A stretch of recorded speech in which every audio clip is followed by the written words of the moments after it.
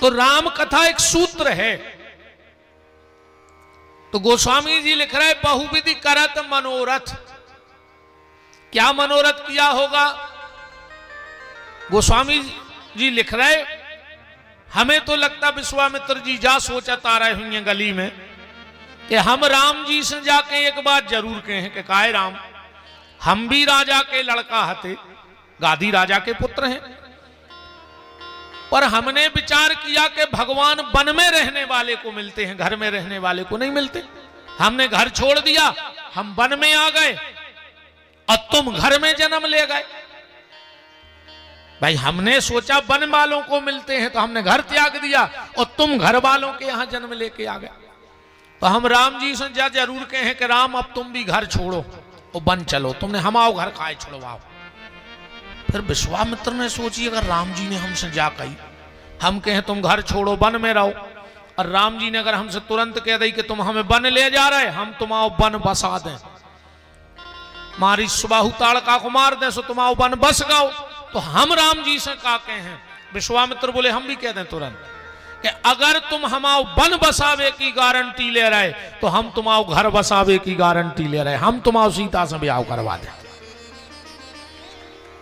दरवाजे पे पहुंचे, विश्वामित्र महामुनि आए, एक दरबान खड़ा था, बोले जाओ राजा दशरथ को बता दो कि विश्वामित्र जी आए हैं। एक द्वारपाल तो वहीं खड़ा रहा, एक भीतर चला गया। जो बाहर खड़ा था उसने कहा तुम वही विश्वामित्र हो? बोले कौन? बोले एक बार अयोध्या आए थे और इतने के राजा रानी तुमने अलग करे थे, हरिश्चंद्र और तारा। विश्वामित्र जी बोले वही तो हिसाब करवा भी आए पुरानो। बोले का? बोले पहली बेर आए थे श्वेते के राजा रानी हमने अलग कर दे, अब की आए हैं श्वेते के राजा रानी इकट्ठे कर दें सीताराम को, पुरानो हिसाब चुक फिर नई डायरी बने। जो भीतर गया दशरथ जी को बताया महाराज दरवाजे पे विश्वामित्र जी खड़े हैं। तो डायरेक्ट विश्वामित्र जी से मिलने नहीं गए दशरथ जी, वशिष्ठ जी के पे पहुंचे पिछले दरवाजे से। बोले गुरुदेव हमने तुम्हें मना करी थी कि राम के नाव में चंद्र ने लगाओ। वशिष्ठ जी बोले दिक्कत का हो गई? बोले अयोध्या को चंद्र फलत नहीं है। बोले मतलब? बोले एक बार हरिश्चंद्र भय सुबह बाबा जी आए, बीच में कबू नहीं आए आज तक, और रामचंद्र भय सुबह दरवाजे खड़े। अच्छा इस पे भी विचार करना थोड़ा सा कि राम जी हुए सूर्य वंश में, पर कभी किसी ने राम सूर्य भगवान की जय नहीं बोली, रामचंद्र भगवान की जय। आप बालकांड में पढ़ना 119 नंबर को दोहा।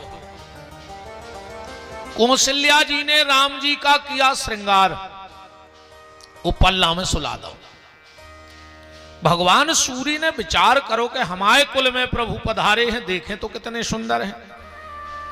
और जो सूर्य ने एक नजर भर के राम को देखो, और जो राम जी ने नेचे के ओंठ की मुस्कुराहट दई नहीं, एक महीना तक रथांगे ही नहीं बढ़ो। 1 महीने का दिन हुआ अयोध्या में। 119 नंबर का दोहा पढ़ना, उसमें लिखा है मास दिवस मास भा मरम न जाने कोई, और रथ समेत रवि था के ऊ के निशा कबन विधि होए। रात ने हो रही थी, चंद्रमा पहुंच गया, लुकते छिपते गऊ लोग। भगवान से बोला प्रभु हमें आपका दर्शन करना है। भगवान बोले चले जाओ अयोध्या में।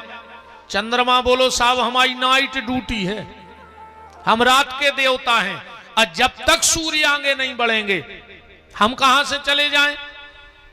भगवान बोले सुनो चंद्रमा, धैर्य धरो शशि शांत रहो, संत स्वभाव सदा मोए प्यारो।